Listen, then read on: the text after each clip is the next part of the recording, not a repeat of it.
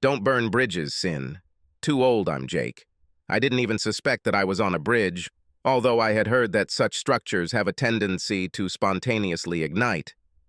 But why? I always enjoy a good campfire. He seemed somewhat confused.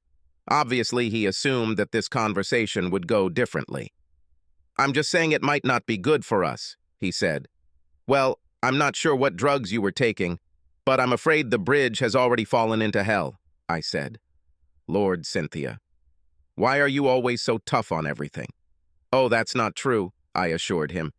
There are just some little things I'm worried about. Things like no sexually transmitted diseases, stupid little things, I know. There's also the matter of stabbing me in the back, disloyalty, having sex with someone else and the like. For God's sake, we used condoms. That's what you say. Of course, you've lied so many times in the last 3 weeks that it's a little hard for me to trust you to be truthful about anything. It's true, he insisted. Well, that's very tactful of you, I praised. Perhaps remember that there are a couple of other little things. Rice and Shay. What about them?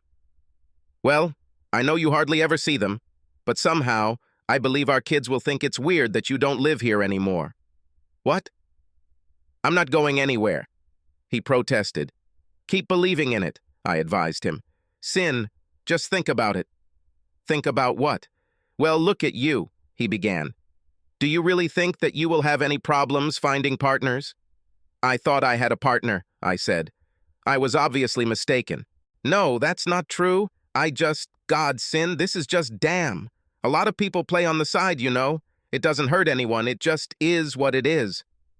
This may well be true. Ask me if I care what many people do. He snorted bitterly. Not necessary. You never cared what others thought. This is true. So when are you thinking of moving out? This is not for me. I own this house just like you.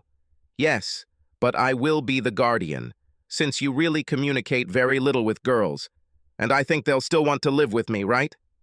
The courts appear to favor the custodial parent in these matters. Just mentioned it. No doubt, but it shouldn't be like this, he complained. Sin, we cannot break off our marriage. We can be happy. Just leave it open. No, we won't do a damn thing like that. You can do whatever you want after a divorce. What did you think would happen when you got caught, Jake? Did you just think you'd hit me with this open marriage proposal, and I'd calmly accept? You had sex with her for 3 weeks, Jake, and you lied to me. He looked embarrassed, and that was appropriate. I didn't think I would get caught. It doesn't happen that way. Did you somehow imagine that you were so much smarter than me that you could get away with this? Trust me, prisons are full of people who thought they were too smart to get caught. You, of course, know more about this than I do. Yes, I am. I have a lot of clients just like you. You have a bunch of scumbags as clients? He accused. Yes, as I said, just like you. I was exhausted. Not so much physically, but emotionally and mentally. We're done, Jake. However, think about it. It will be much better for you. Now you can have sex with whoever you want, whenever you want, without any problems. 15 years, done, just like that? He asked. This was done 3 weeks ago, I said. I just got all my ducks together. I love ducks, and you, especially the little ones, so cute and fluffy. He stared at me with his mouth open. He looked like a fool. How did I not notice this before? Apparently, he did not share my admiration for aquatic birds. I'm going to take a long bubble bath, I told him. Try not to bother me by making me look at you, or talk, or breathe next to you. Where are the girls? They are with my parents, I told him. They don't want you to bother them either. What did you tell them? What have you done, Sin?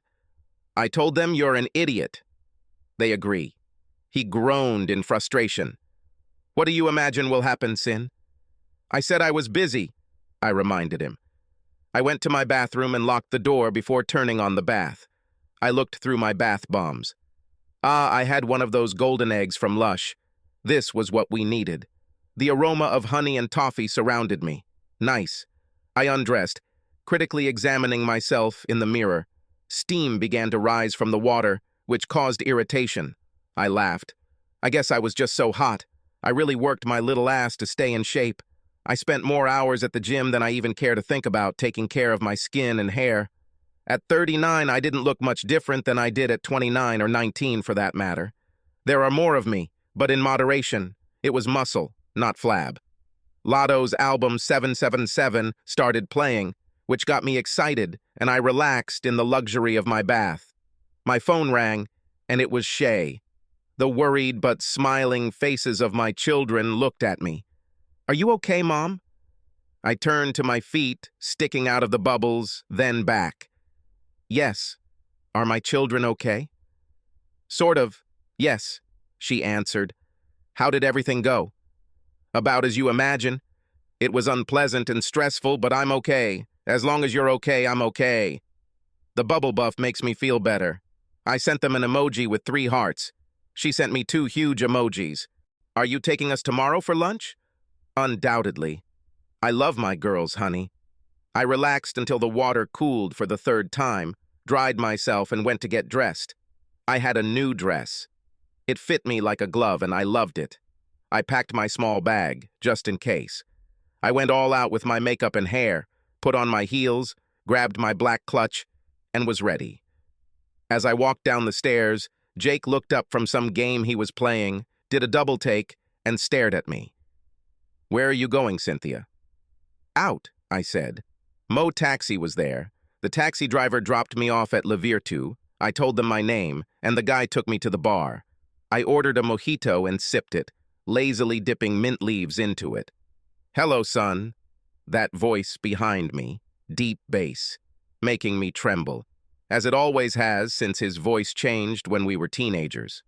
"Hello, Quinlan." I offered him my cheek, and he kissed me. "Are you ready for a great dinner?"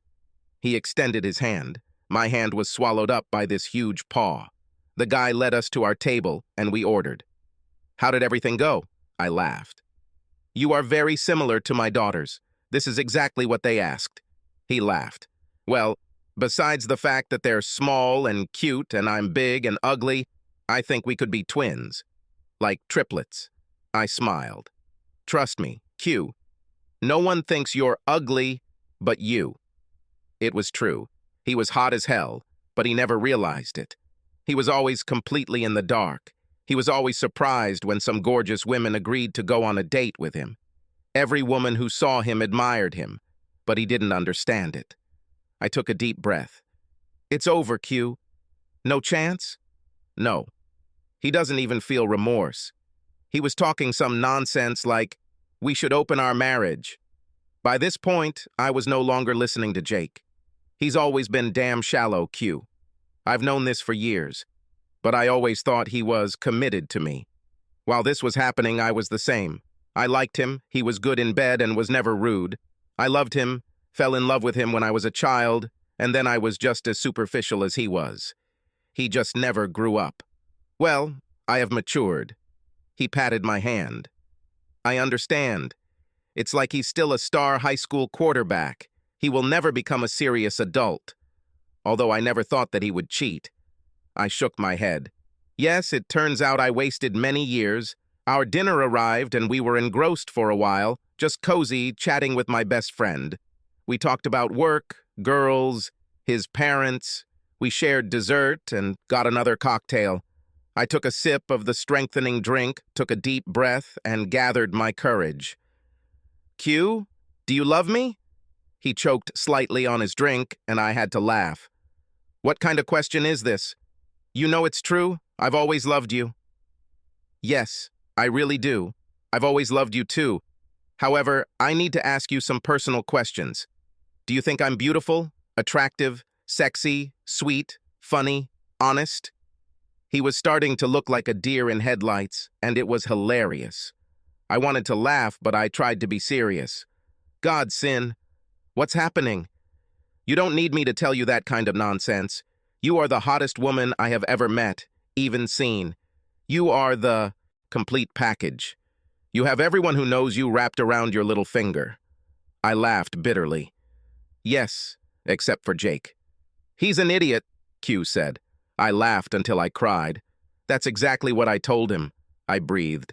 He grinned, his eyes sparkling. "Yes, everyone except him. I was going to push Quinlan. I've never done this, but I was going to do it now. He was a confirmed bachelor. He constantly went on dates, always holding some gorgeous girl on his arm. He had a luxurious penthouse in Westchester, drove a Lamborghini and wore impeccable clothes. He owned his own company and lived the way he lived. Despite all this, he was the most down-to-earth guy I knew. He was comfortable, but I was going to push him off the cliff. Q, we've been best friends practically our entire lives, right? He nodded. You are my only friend whom I have known for more than 10 years. I don't really keep in touch with the old gang except for you and Jake. Me too. They were a bunch of assholes.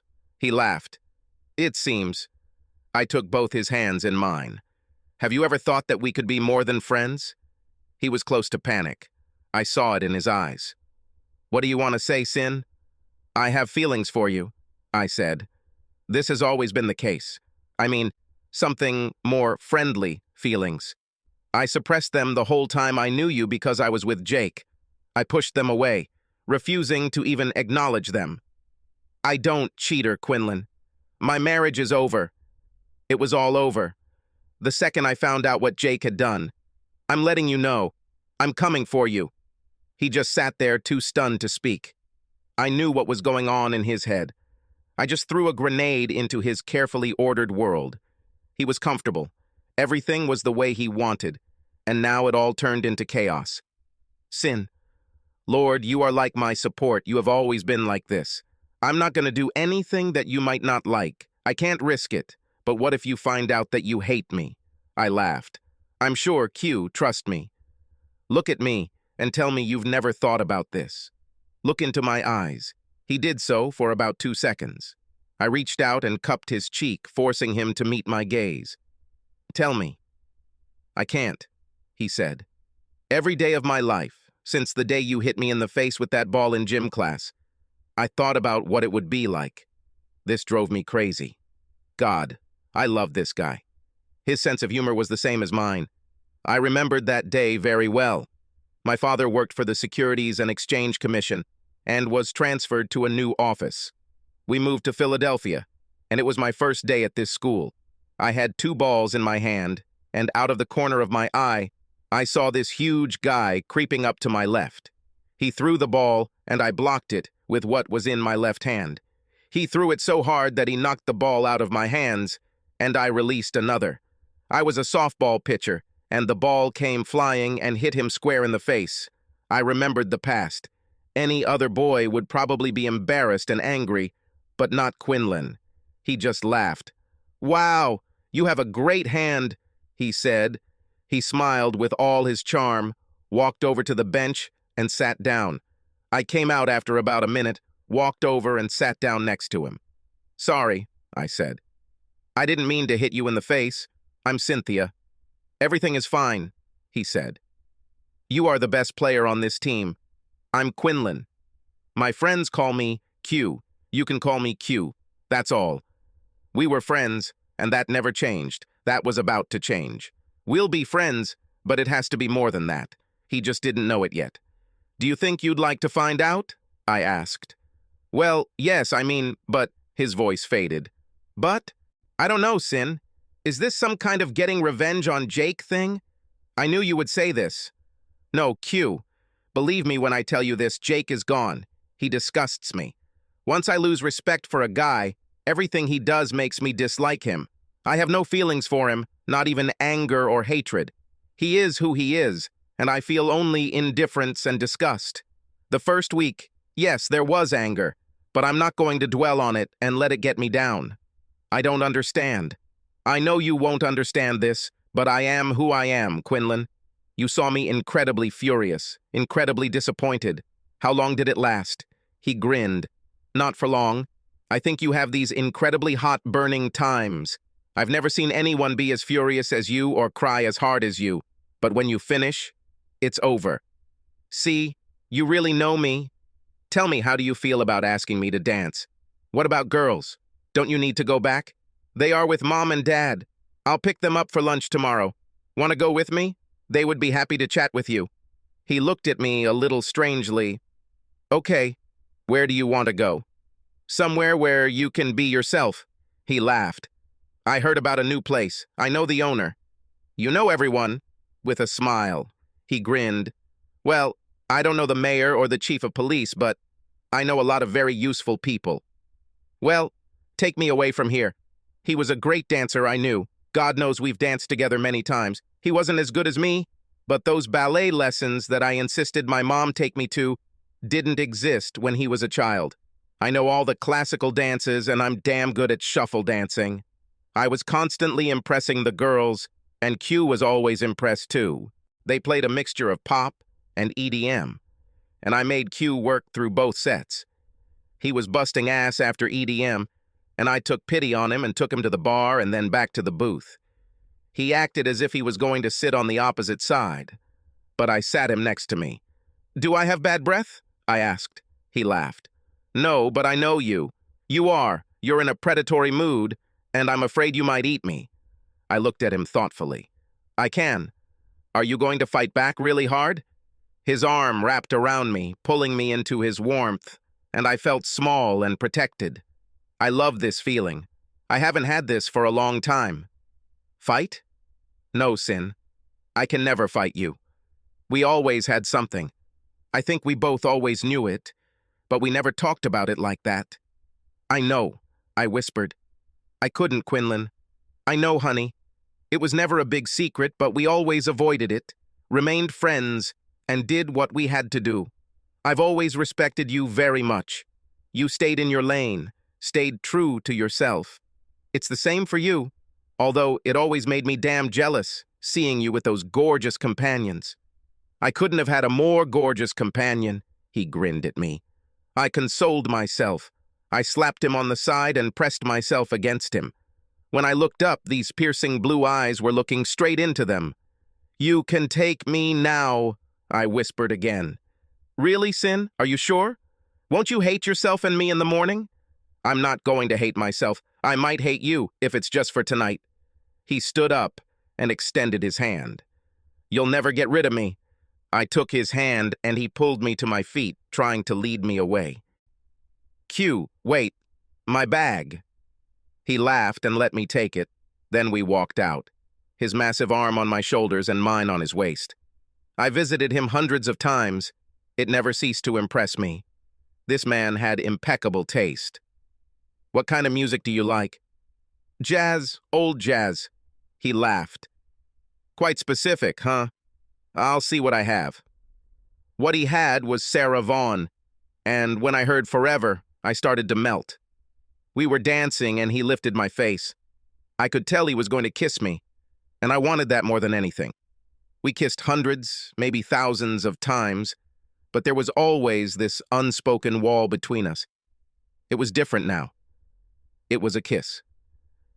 It was dreamy, sensual, exciting, and lasted for what seemed like hours. It's a good thing he held me because I could have turned into a puddle right there in his living room. He lifted me easily and spun me around twice before gently setting me on my feet. Bedroom, I whispered in his ear, running my tongue along his earlobe.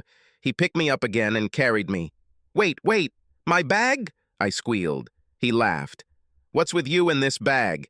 He leaned down and pulled the bag off the couch with one finger, holding me in his arms like a child. He sat me down at the foot of his bed. I liked his bedroom. He had a huge round bed surrounded by thin white curtains. The outer wall was glass and provided a magnificent view of the city. Very romantic. I walked over to him, working on the buttons of his shirt. Unzip my zipper. His fingers found the small string hanging from my zipper, and he loosened it, his hand sliding under my dress, sliding the zipper down, running down my back, down my spine, and sending chills through me, giving me goosebumps. His shirt fell to the floor, and there he was. I've seen him shirtless hundreds of times, in the pool, playing sports, and he always makes my mouth water. I fainted. We trained in the same gym, and I knew what weights he lifted. He had real muscles. I ran my hands over his smooth chest. I liked it when it was smooth. He flexed his huge pectoral muscles, making them dance under my fingers. I giggled. You have to teach me this trick. He chuckled. I undid his belt, unzipped his pants, and let them fall around his ankles. "Go to bed," I told him. "I'll be right back." He laughed. I took my bag and went to the bathroom. He had a huge bathroom, a giant clawfoot bathtub, a shower that could grace a locker room full of people, and 2 vanity sinks. I quickly brushed my teeth, reached into my bag, and pulled out my special items. I had never worn them and quickly removed the tags. I undressed and clutched a lime green dress that looked like body stockings, but with fishnet. I pulled it on and made a slight twist. There wasn't much left to the imagination. It barely covered my ass, if covered is the right word. More like decorated, I thought. There were feathered gloves made from the same fishnet, and I pulled them on, slipped on a pair of 6-inch silver heels with matching ankle straps, and took another turn. My hair was straightened, curled, and styled on top of my head. I looked damn sexy. I took a deep breath, gathered my courage, and headed for the door. He lay on his back under the sheet and looked at his phone. I stood in the doorway with my hip thrust forward and my right hand on the doorframe. He didn't notice me, so I cleared my throat. He looked, and his phone fell, hitting him on the chin. He winced, but his eyes didn't move. "Oh my God, Sin! You are an angel, you are a goddess! Oh my God!" This was the reaction I was hoping for, and I strutted over to the bed. He sat down, put the phone on the nightstand, and reached out to me, stood up, took my hand, raising it above our heads, and I slowly turned to him. Then again, he picked me up and gently laid me down on the cool silk sheets. "Oh my God, Cynthia, you're amazing," he whispered, pressing himself against me. I turned him over on his back, lying on top of him. I was hoping we would come to this. I kissed him, and the night was filled with passion. Our lips connected, our hands wandered. I kissed my way down his body, loving every inch. There is something inspiring about making your man feel so much pleasure by giving him your loving gift. I enjoyed every second of it. I giggled and let him pick me up. He pulled my face to his and pressed my lips together. "I will never let you out of this bed." It seemed like we kissed for another hour, and he turned me over, moving down like this. He ran his eyes over me, caressing me. It was a little awkward. "This is great," he said. "How do we remove this? Will you wear it again later?" I giggled. "Anytime you want." I moved, pulling the dress off my shoulders, over my chest, and down to my waist. He pulled it down as I lifted my ass a little so he could remove it. He set it aside reverently, and I was left naked except for long feather gloves, heels, and ankly straps. "I'll leave it at that. You look sexy in these heels." Our moans filled the entire space. Time stood still, and it seemed that it would never go any further. He slowly moved away, rolled over, lay down next to me, and pulled me towards him so that I lay on top of him, my head resting on his chest, and his massive arms enveloping me in their warmth. "Are you okay, Sin?" I nodded. "Yes. God, Quinlan, you destroyed me." He shushed me. I felt it too. It was like I couldn't get enough, like I could never have enough. "I know you in every way now, Sin. I don't think I can ever be without you." He held me, loved me, until I fell asleep, wrapped in the arms of my man. 3 times a night he would wake me, or I would wake him, and we would make sweet, slow love. Q dropped me off at home around 10:30. I needed a shower and more modest clothes for our lunch with the girls. Jake walked to the kitchen door as I entered. "Where the hell have you been?" These were his first words. "None of your business. Why are you still here?" "I live here," he said. "It's not for long. Why don't you make it easier on everyone and just leave? Do you want to argue every day? It's not enough that you're a fucking cheater. Now you have to be an asshole? I think once you calm down your tits, we can talk about this like adults." "I'm an adult, but not you," I said. "You're still a frat boy." I left him stunned and went to the shower. I wore nice jeans, a nice white silk blouse, and strappy sandals. He came in and watched me, lounging in the doorway. "When do you think we will have time to talk?" he asked. "Never. The time to talk was before you started cheating on me. Jake, it's over between us. I will never touch you and I will never let you touch me again. I'm filing for divorce on Monday. I'm not sure when they'll serve you, but I'll be asking for our home in court without you. Girls don't want anything to do with you. I don't want anything to do with you. So what the fuck? You don't want anything to do with us either. You're never here, and when you're here, you don't pay any attention to us. Just leave, Jake, before the cops have to throw you out. Where would you like me to go? Is hell too hot to ask? He snorted. Have it your way, Cynthia. Where are you going and when will you be back? I'm meeting the girls for lunch, and Q will be with us too. Disappear when we return. Please, Jake, just go away. I took the girls from my parents. My beautiful little mother played cards with them. The girls dropped their cards when they saw me and rushed to hug me. Mom followed them at a calmer pace. I hugged her slender figure, and she just hugged me. Her hair lightly tickled my chin. I wondered how much of her life was because of me. She was a child of her generation and never changed. She had the same face that I had all my life. Now there were gray stripes in it, but still a mother. She looked up at me, love shining in her big brown eyes. Are you okay, baby? I squeezed it. Yes. I felt a little teary just knowing and seeing how much she loved me. It's not fun, Mom, but sometimes this happens in life. I never wanted this to happen to you, she said in her soft voice. I know. I'll be okay. Dad is at home? Yes. He was watching a movie with the girls and fell asleep. She grinned. I don't think it was his favorite film. I had to laugh.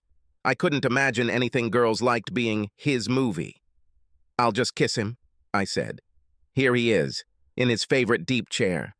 I looked at him for a while, at this strong, calm, tall man who had loved me all my life.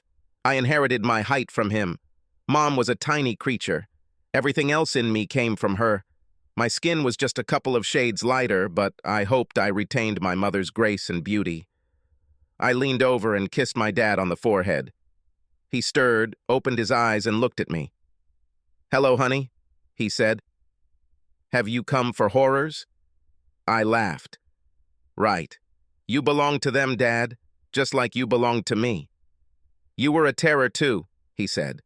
Still terrifying, when it comes down to it. He sat me on his lap. Was it ugly? He asked. It was ugly, I said. I'm done with this. I'm submitting my application on Monday. I hope he leaves when we get home. You want me to come over and kick his ass? I laughed. No, he will do it himself. He's always been good at this. I don't know how you held on like that, honey, he said. I want you to be happy. That's why I supported you. I never liked him. Do you like Quinlan? He glanced at me. Except that. No, it's up to you. Yes, I really like him. I always liked it. I hugged him, kissed him on the cheek, and followed the girls. Mom, will Dad be home? Shay asked. I looked at them in the mirror. My little clones, my skin, my hair, even my eyes.